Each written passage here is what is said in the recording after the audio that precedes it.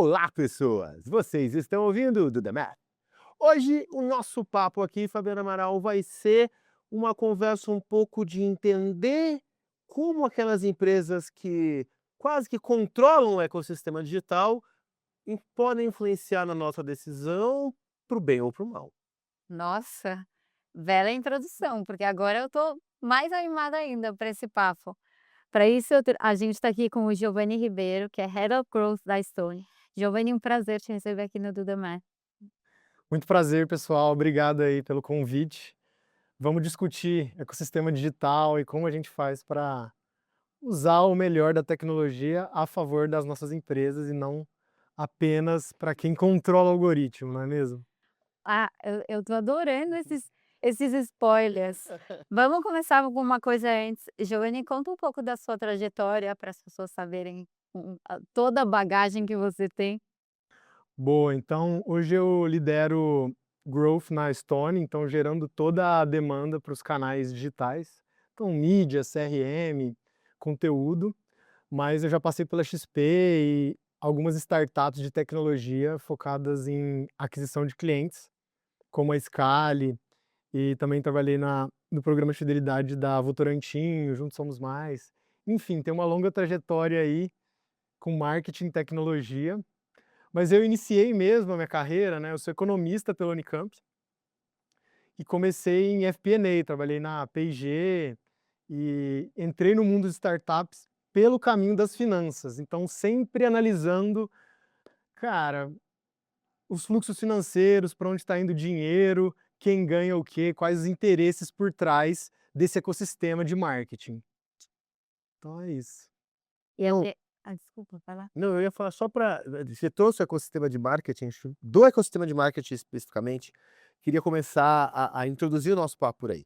Acho que a audiência do Doméstico já ouviu a gente falar várias vezes de leilão, mas no final do dia, essas plataformas que operam por lógica de leilão, e nós vamos vai pode escolher o ad server que você mais gostar ou dependendo do que a gente estiver falando, o que você menos gostar, né.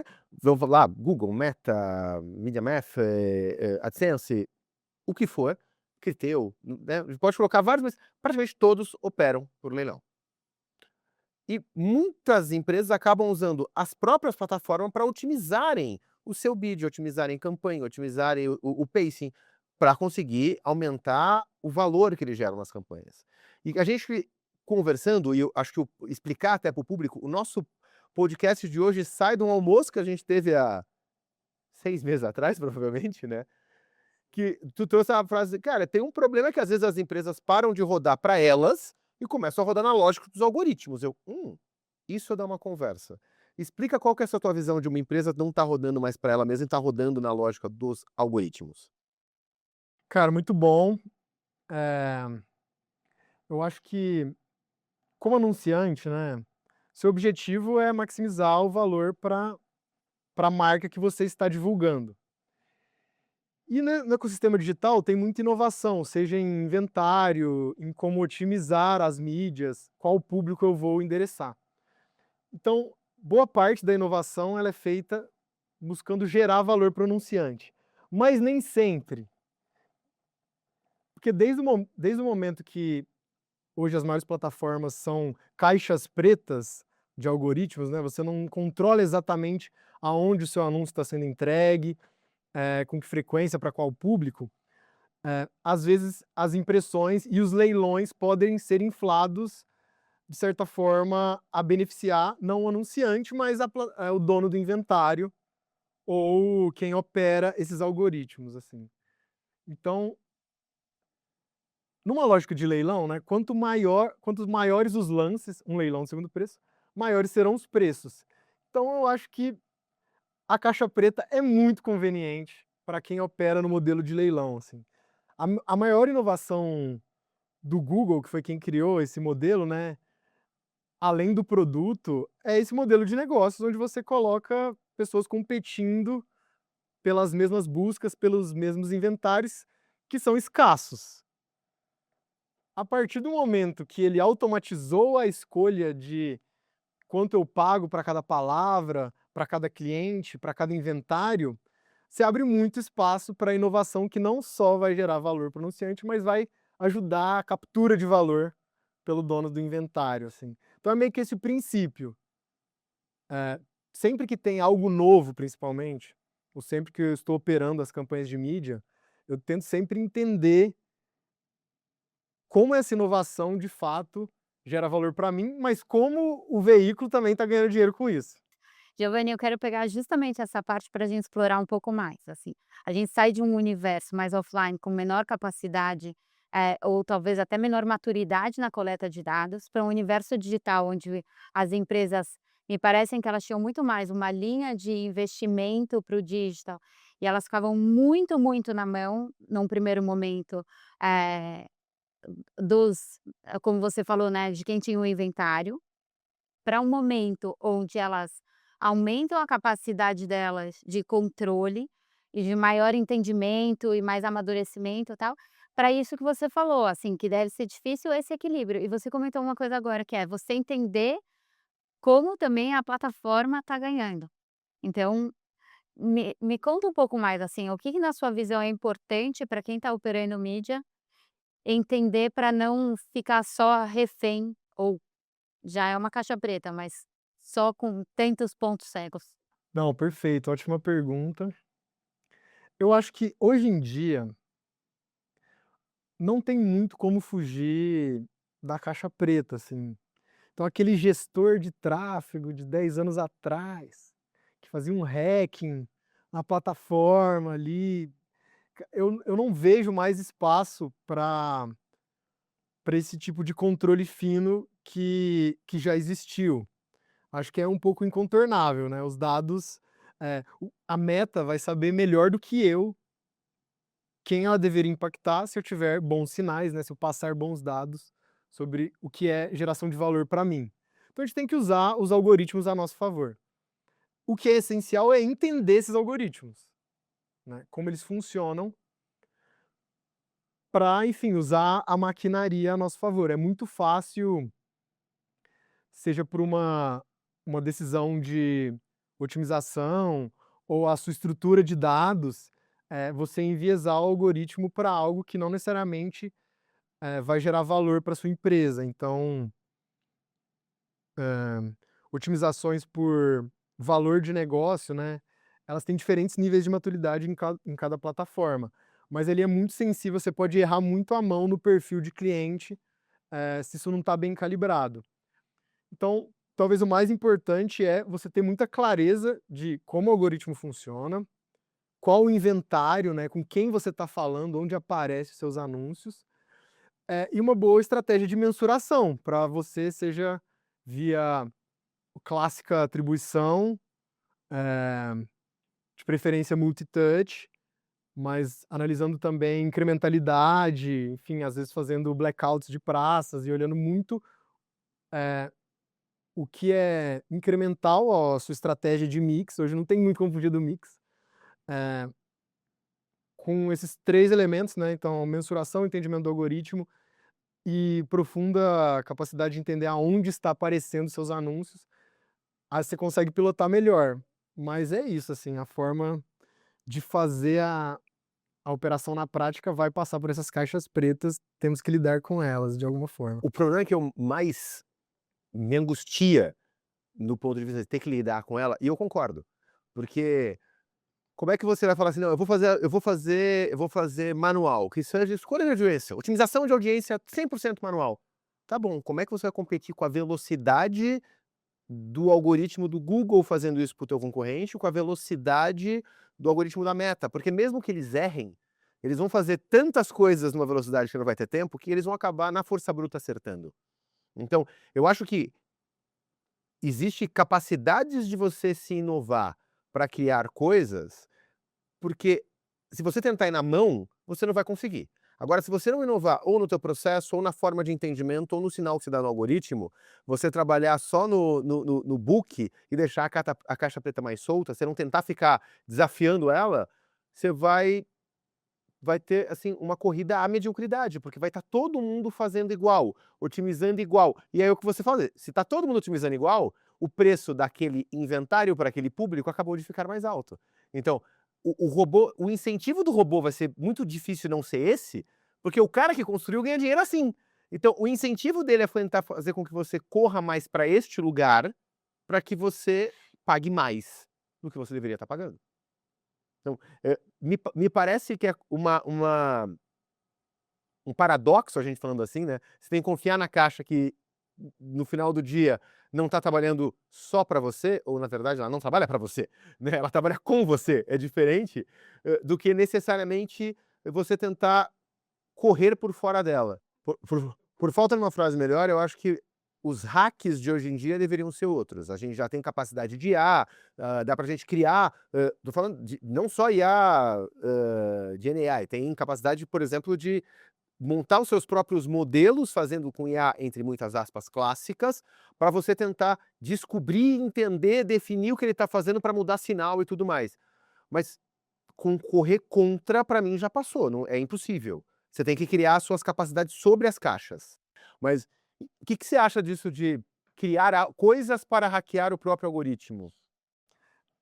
Não, eu gosto muito dessa proposição da corrida à mediocridade, que vai beneficiar muito o dono do leilão, o dono do inventário.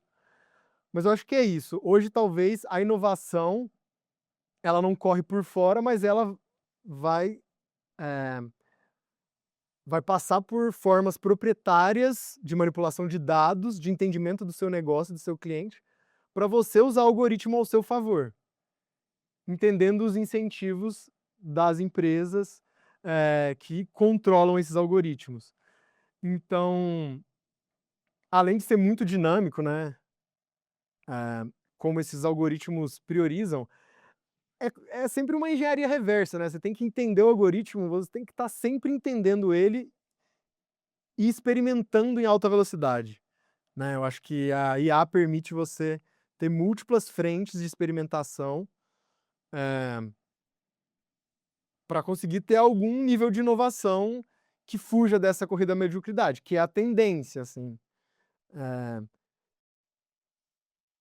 o algoritmo vai tentar nivelar pela média, né, mas ele pode ter caminhos que você maximize o valor que você precisa gerar através dele, né.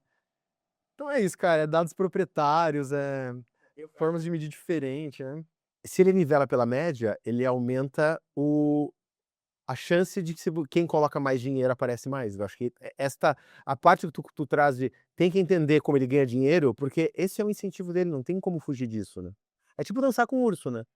Tu aceita. Marcelo, eu ia falar exatamente isso, porque olha só, eh, se não der resultado, você vai parar de investir ou vai investir menos. Sim. Então, as plataformas, elas vão achar, é quase um cassino, né, elas vão achar aquele ponto que ela te entrega resultado, porque é muito delicado. Você deu o exemplo assim, putz, é interessante você olhar para o todo, você fazer alguns testes e de repente até você fechar a torneira de investimento em alguma coisa por um curto período que você esteja tá, mas aí a plataforma te penaliza também, quando você dependendo, reduz o investimento ou para de investir por um período e depois volta, você também é penalizado. Ao mesmo tempo, não muito, porque senão você também, parece que é uma coisa, vem isso, dançar com o urso, assim, fica a plataforma nesse, obviamente, ele quer te garantir resultado, você está buscando eficiência no seu investimento para você não ficar simplesmente jogando dinheiro fora, ao mesmo tempo que ele também quer ganhar mais dinheiro, né. Ele gerando, tudo bem, mais eficiência, mas pensando racionalmente, uma plataforma ela não quer só mais eficiência, ela quer mais eficiência e mais investimento. A empresa ela quer mais eficiência com o mesmo investimento. Ou menos. Não necessariamente Ou menos. A depender de quanto foi, já passou muito o ponto, né. Mas não, mas acho que tem um ponto legal aí, de dançar com o urso. Acho que é isso, né, o dono do cassino, né, o dono do cofre não são os anunciantes. Então entender essa dinâmica ajuda muito, e entender o que o urso quer talvez seja um pouco da chave. Porque, claro, ele quer maximizar a rentabilidade dele, mas tem um jogo aí de médio e longo prazo também, né, então para tangibilizar um pouco, enfim, as redes sociais, elas têm um viés de tornar os creators, né, os influencers, a grande, grande personagem do século XXI, né, rolou até essa frase. Isso está refletido no algoritmo. Então hoje você fazer um anúncio sem influencers é muito mais caro, por exemplo, do que você impulsionar o que o influencer está fazendo. Isso claramente é uma dedada no algoritmo. Ou algo que, sim, é o que está performando hoje, mas é tudo muito nebuloso.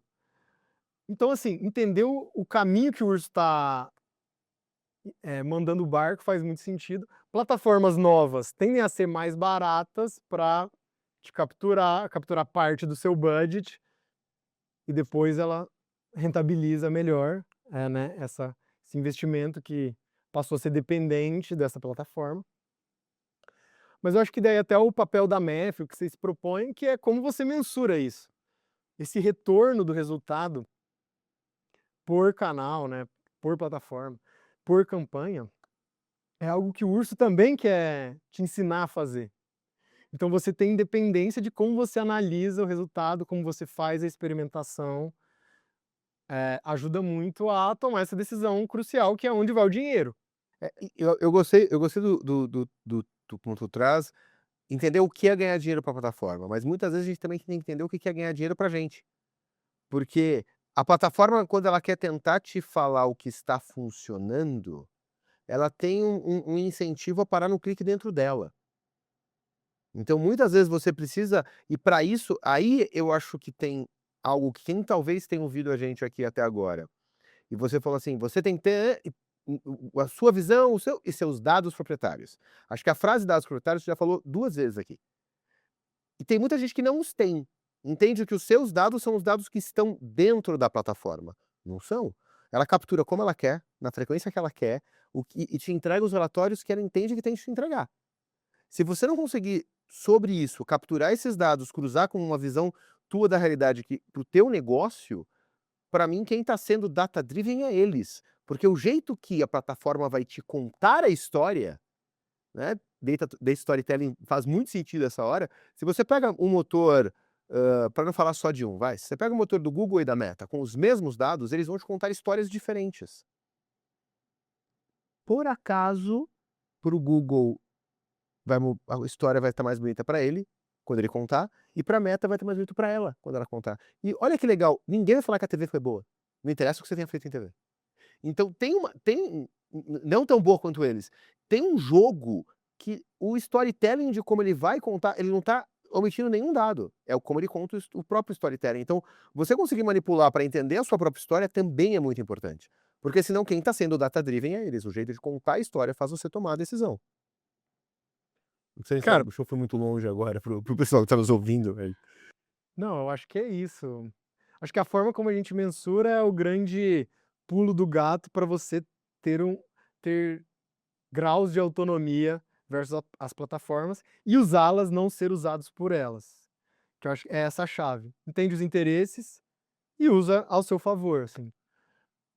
E eu acho que o marketing digital, né, como você falou no começo, a gente saiu daquele mundo de TV, que é o tiro de canhão, eu sei mais ou menos a audiência, classe A e B, mulheres 45+, um nível mais demográfico de segmentação, para o nível quase CPF, pessoas que querem viajar para o Chipre, eu vou fazer um anúncio falando como é legal, esse restaurante do Chipre. Então, a segmentação ela é Gravando aqui maravilhosa. com o meu microfone aberto do celular, eu vou ter vários anúncios do Chipre a partir de agora. Aguente. E o Apple Watch, né, tá tudo ouvindo aqui a gente, sabe. Enfim, tudo é muito personalizado, mas eu acho que cada vez mais o diferencial, principalmente para grandes marcas, tá nas diferentes interações que não são baseadas em cliques, né. Então esse mundo maravilhoso do marketing digital, cara, eu sei exatamente o caminho, olha, ele veio aqui, ele clicou. Nos trouxe para esse excesso de investimento que ele tá dando água também. Então acho que modelos proprietários de mensuração, alternativos e complementares vão ajudar você a contar a história e tomar melhores decisões, assim. marketing é muito difícil você ser muito específico no retorno que você está gerando. Mas dá para ser muito científico na forma de medir esse incremento, assim. E é isso, não dá para não confiar no dado de conversão de cada plataforma. Se você somar, você não vendeu isso tudo que tá lá, né? Então, assim, cabe a nós. Eu sinto que a gente está saindo do mundo do clique mesmo para, enfim, incrementalidade. Eu acredito que esse é o futuro da mensuração. E é assim que se pilota as black box, experimentando o que de fato está gerando incremento. A gente está conversando aqui, né, sobre se apoiar muito e fazer toda a parte de automatização dentro dessas plataformas, inclusive para sugestão de investimento, que antes ficava muito no time ali, né. E isso certamente dá não só uma sensação, mas uma produtividade, porque você tem, mais dados, mesmo que numa caixa preta, sendo levados em consideração ali para tomar aquela decisão. Na sua visão, essa essa produtividade, ela é real ou isso fica meio camuflado, porque daí a plataforma ela tá dizendo quanto você deve gastar com ela mesma, entendeu? É uma produtividade que te penaliza um pouco por outro lado. Eh, eu acho que assim, de fato, é bem mais simples você operar mídia hoje em dia com a caixa preta. E eu, enfim, é polêmico, mas eu acho que tem pouco caminho fora dela, né, você ficar tentando fazer aquela micro otimização, não acho que o grande valor tá aí. Eh, mas eu concordo sim com que tem uma falsa produtividade, que seria você ficar o dia inteiro na plataforma achando como que você vai, com os dados que tem lá, extrair mais valor. Eh, e a gente acaba voltando para os fundamentos, que é, cara, entende bem o seu cliente, entende a dor dele, entende o que move ele. Por outro lado, entende bem como funciona o algoritmo e tenta casar isso, né. Então, eu acho que hoje é bem mais simples subir um anúncio, apesar de que não é tão simples, né, para fazer direito e ter tudo bem parametrizadinho, mensurado. Eh Então tem algum nível de produtividade, mas eu acho que é isso, é menos produtividade, eh, em termos de a decisão não mudou de lugar, né. Você continua tendo que entender, cara, com quem que eu tô falando, né, o que que vai fazer essa pessoa tomar a decisão de compra que eu quero influenciar, pensando aqui muito do ponto de vista de aquisição, e como eu uso o algoritmo ao meu favor, assim. Então, na essência não mudou, mas como tá fácil, as pessoas esquecem que tem um algoritmo, talvez esse é o ponto. Eu não preciso nem pensar, ele faz aqui tudo pra mim. Ah, agora a AI faz as peças, né, então, cara, subo várias opções. Cara, o trabalho de entender o seu cliente ainda é o mais importante e não vai ter produtividade e eficiência que vai substituir isso.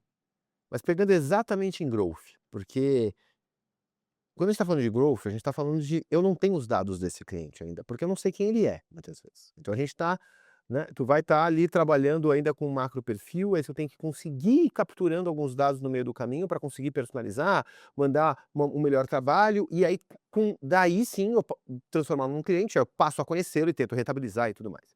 Então, vamos pegar nesse pedaço que ele não me deu o opt-in. Então a gente está falando ali de mídia, de retargeting, de reaproveitamento de um público que avançou até determinado estágio para uma próxima campanha e tudo mais. Aí, eu estava tentando falar mais de uma empresa até agora, mas nesse momento não vai dar. Aí a gente vai ter, por exemplo, um ecossistema, que é o da Apple, que passou durante alguns anos, né, batendo a privacidade, segurança, privacidade, segurança, privacidade, segurança, vendendo isso para o seu cliente, né, o cliente que usa o iPhone, o cliente que está no Safari, o cliente. Então isso existe, ok. Por outro lado, ela transformou nisso num ecossistema de publicidade. Então, na verdade, ela está falando: eu não dou seu dado para ninguém porque eu vendo o seu dado. E ela virou um porteiro. Então, se você quiser ter muita, se você está num relacionamento, você tá gostando do teu relacionamento com uma marca, né, tu não vai conseguir, porque ela não vai deixar isso passar, ela está travando, porque tem que vir por ela para o dinheiro ir para ela.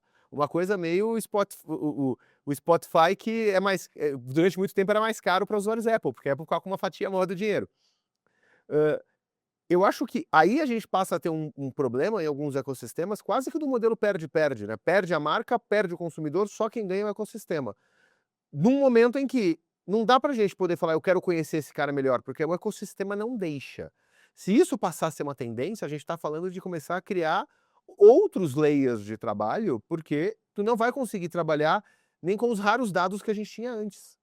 Não sei como é que você está encarando isso nesse ecossistema em específico, mas eu vejo pouca gente falando mal, assim. Seria uma coisa que seria ótimo pro Google bater, sabe? Mas ele fala, não, eu acho interessante. Claro, porque se ele virar o porteiro, ele começa a aumentar a dependência dele mesmo. Cara, muito bom. Acho que surgiu no nosso almoço, né, esse papo. É isso, assim, eu penso que a Apple olhou o profit pool de anúncios, assim, e falou: "Cara, eu tenho que morder isso aqui, não é possível, os usuários estão comigo". E a Apple é muito boa de lock-in, né, enfim, te prender no ecossistema dele. Então é isso, quem tem iPhone não troca não consegue sair do iPhone, porque todos os seus dados, seu histórico, suas senhas estão ali, uma ferramenta conversa com a outra.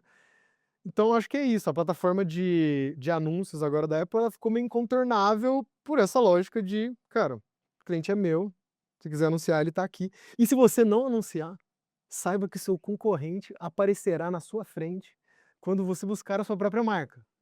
Então assim, a inovação é isso, é complexo ali na Meta e Google, mas pô, eles te fisgaram por uma tecnologia que de fato entende o cliente e personaliza a entrega. A Apple tá nessa linha de, cara, o meu usuário tem o maior valor mesmo, ou você tá aqui ou seu concorrente vai aparecer na sua frente. Que é um pouco, tem um caso famoso aí na Faria Lima, de um processo, não sei, dos anos 2000, que uma empresa processou o Google porque estava aparecendo o anúncio de um concorrente para quando os clientes buscavam a sua marca. Então ele conseguiu na lei que, cara, ninguém pode intencionalmente aparecer quando buscam a minha marca, né. Então, hoje em dia, acontece no Google de você poder anunciar para o seu concorrente, mas não é muito a prática. Quando você vai para o ecossistema de downloads de aplicativo, onde não tem uma busca genérica, né, ninguém busca qual o melhor banco, pensando aqui mais no meu segmento. Você busca a marca do banco que você já vem buscando. Então a Apple tá voltando um pedágio ali, literalmente. Não, sim, porque senão você coloca o teu nome e aí vai aparecer, né, outra empresa que anunciou o teu nome antes. E acontece muito. Esses dias eu não sei, alguém estava dizendo: eu fui baixar o OpenAI aqui, porque vocês falam assim", e a OpenAI não pagou o OpenAI no Apple. Foi o meu pai, eu estava explicando para ele como usar. Quando eu peguei, ele tinha baixado outra coisa. E aí eu voltei na busca que ele tinha feito e apareceu. Tinham 3 ChatGPTs antes da OpenAI. O que não faz muito sentido. Não, claramente, eu acho que aí tem um erro até da concepção, porque o Google, pelo menos nas palavras-chaves, deixa mais claro quando é o anúncio, e ele entra numa concepção de eu vou organizar, né? Tem aquela coisa do organizar o conteúdo do mundo. Então, se o cara colocasse ChatGPT, ia aparecer com o destaque embaixo qual era o primeiro, e os outros anúncios ia aparecer só um, ia aparecer 3. Então, ele tem uma coisa mais. A Apple, talvez ela já esteja na soberba do que o meu ecossistema é cativo. O cara não vai sair. E é um leilão puro, né, sem esse elemento de qualidade do anúncio, fit do que a pessoa está buscando com o que está sendo anunciado. E a questão dos dados, né, a gente acabou não entrando, mas é isso, toda a lógica de cliques e atribuição no nível cliente, ela quase morre com o ecossistema de privacidade da Apple. Como anunciante eu fico muito triste, como cliente talvez fique feliz. Então é um pouco isso, assim, eh, o Google também, a morte dos cookies, né, tipo que Não, não imagina. foi, entendeu? Então Ele não achou até hoje uma tecnologia que permita matar os cookies, porque senão ele mata o Ele mata o modelo modelo de negócio dele, dele. clickbait. No meio do ano passado, o pessoal da assessoria de imprensa me ligou e falou: olha, saiu esta atualização, nem lembro qual era a atualização. E aí o tal mídia tá me perguntando se você não quer ir conversar com eles sobre da morte dos cookies, que agora o Google mostrou isso. Eu falei: "Ó, entre eu dar a entrevista, a pessoa organizar, montar matéria e publicar, isso daqui tá velho. Não vai andar". "Não, Marcel, não vai andar". Esse jornalista hoje confia bastante em mim, porque ele pegou com outras pessoas, deram e não, que agora é o definitivo, não sei o quê, e não pôs a matéria no ar, porque não andou. Não, imagina. Agora eu quero puxar um outro tema, porque vocês falaram de grandes players e até obviamente hoje a gente fala de TikTok, já é um player importante ali na parte de como plataforma, né, capturando investimento de mídia. E Giovanni, eu queria saber como você vê essa dinâmica dessas entradas da entrada desses outros players versus os grandes que estão bastante consolidados, assim? Você tá falando tipo os kawaii, esses realmente de nicho pequenos? Não, ótima pergunta. Então, assim, a forma como eu penso a mídia, eh, faz muito sentido você entender o inventário, né, aonde você está divulgando seus anúncios. E hoje o TikTok ele é um pouco incontornável. Se ele tem 140 milhões de usuários no Brasil, no começo era dancinha, era o pessoal mais jovem, mas hoje é isso, tem muita gente lá. E diferente do restante, né, ele tem um tempo de uso, assim, é impressionante, acho que é 2 vezes o Instagram, assim. Então o meu lado, a gente estava falando aqui, né, como pai, assim, eu olho, nossa, que veneno, mas como anunciante, cara, eles inovaram muito no modelo de negócios, eh, esse exército de influencers são pagos no sucesso, o algoritmo. Porque ele é o primeiro algoritmo de rede social que não usa a teoria dos grafos, né, cara. Então, assim, é por taxonomia de similaridade de conteúdo. Não é quem, é sempre é o que o tempo inteiro. Exato, você não segue a pessoa, né. Então, para o criador de conteúdo é horrível, né, porque você pode ter feito um viral, cara, quase como se começasse do zero a cada dia. Sim. Mas se você entende o algoritmo como creator, você vai estar lá. Como marca, então é outro jogo completamente diferente, eu diria. Mas assim, entendendo também a mídia, né, para quem tá acostumado com o clique, cara, no TikTok o pessoal não sai do TikTok. O algoritmo é feito para você ficar lá. Então, como você vai medir o impacto de uma mídia que é um scroll infinito e, eh, a pessoa não vai muito difícil, né, você sair do TikTok para fazer uma jornada de compras. E agora tem o TikTok Shop, que é simplesmente genial, assim, que você não precisa sair. Você clicou, comprou sem querer. Então eu acho que essa evolução,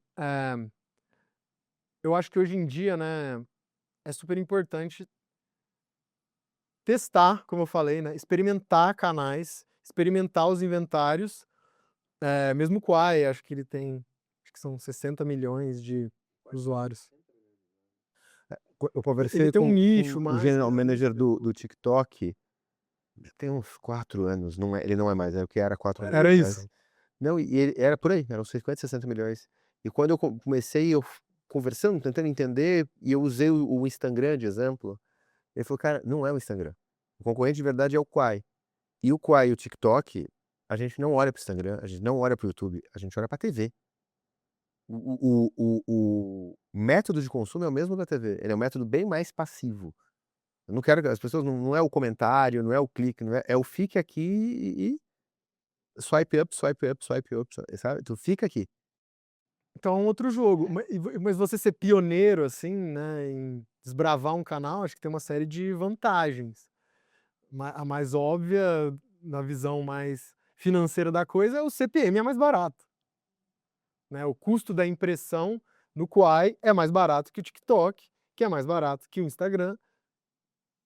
O Google talvez seja mais ou menos similar, algumas buscas vão ser caríssimas a sua impressão, né, apesar do Google você paga por clique, mas enfim, se você tenta botar tudo no mesmo nível de preços, como se fosse uma commodity, que é uma impressão de um banner, às vezes faz sentido você estar numa mídia que ela acaba alcançando de forma mais barata.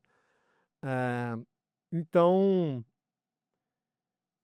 teve um momento que a inovação estava muito nas ad networks, né, nas plataformas, estava muito em como eu vou entregar esse banner. Hoje em dia, cara, o programático, assim, todo mundo tem inventário de todo mundo, no que não é proprietário. E o que é proprietário é Google, Meta, TikTok, né, redes sociais. O resto, tudo um vende o outro, né?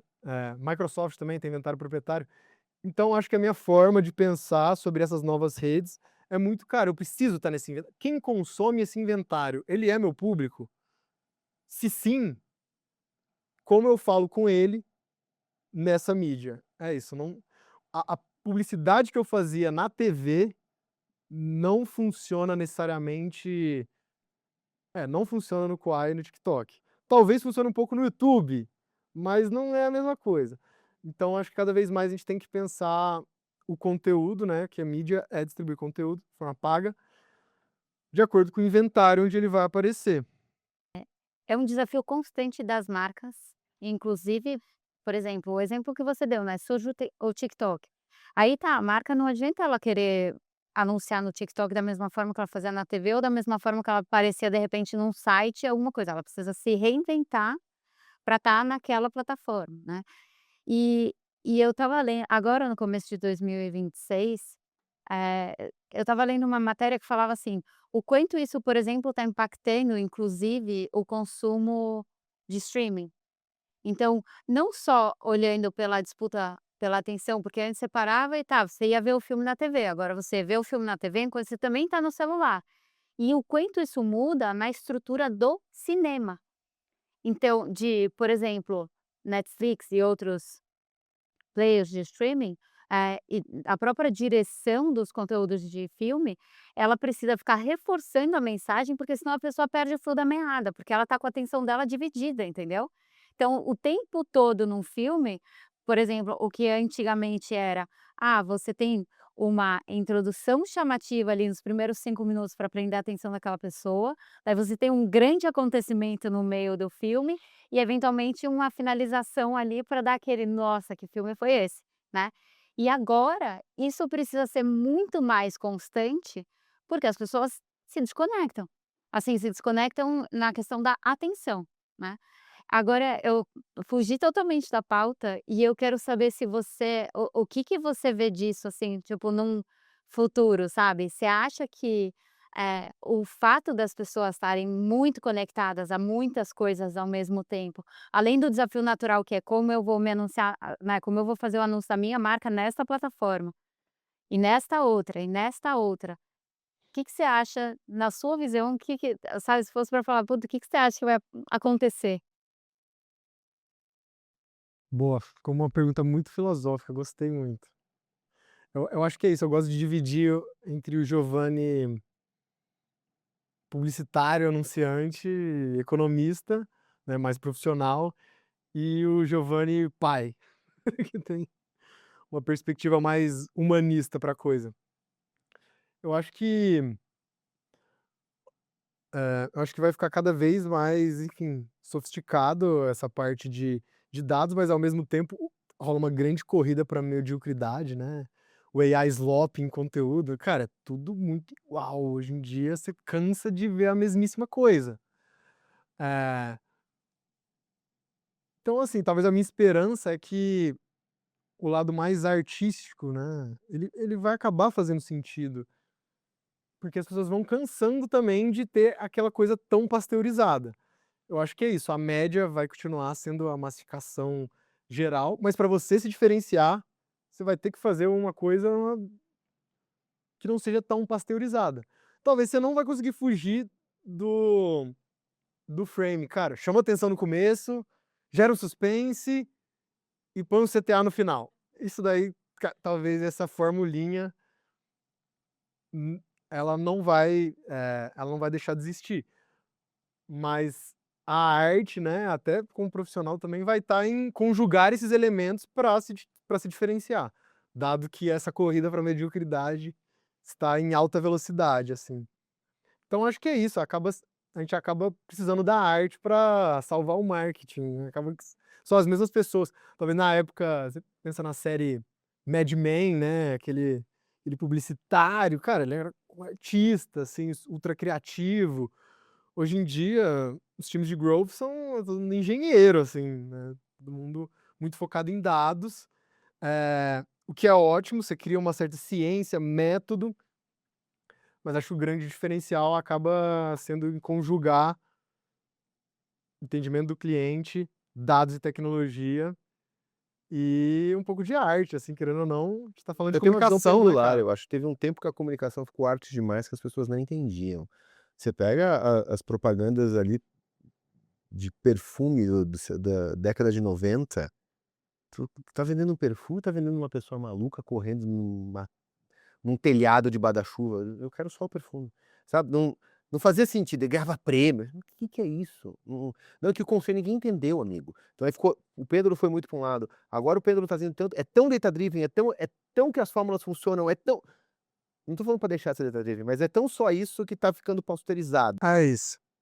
Mas ó, eu anotei algumas coisas, porque a gente falou, eu não vou querer fugir da máxima do hacking aqui, mas a gente começou falando tá, você quer ser data-driven? Então que seja data-driven com seus dados, né? Trabalhe com dado próprio, mensure algo que faz sentido para o seu negócio e consiga, a partir disso, tentar você operar um pouco a caixa preta. Porque se você fugir da caixa preta, você não está no jogo. Então, como é que você consegue operar ela a partir dos seus dados, do seu entendimento do negócio para estar no jogo?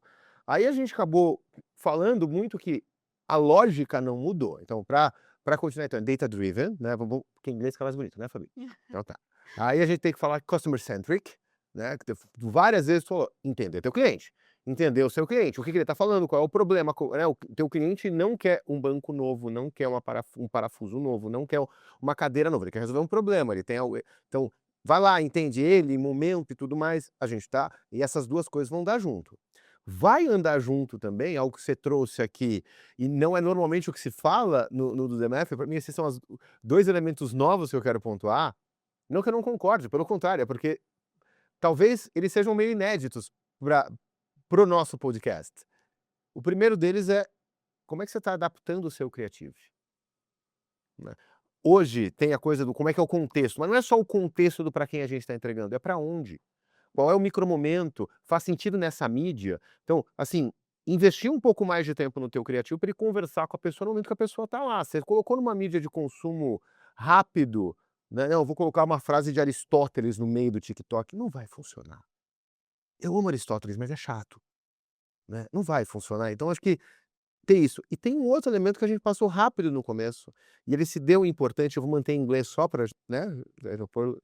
É um, se é data-driven, então é money-driven, né? Entende como o cara ganha dinheiro. E muitas vezes, as pessoas... que ali está o incentivo do cara do outro lado.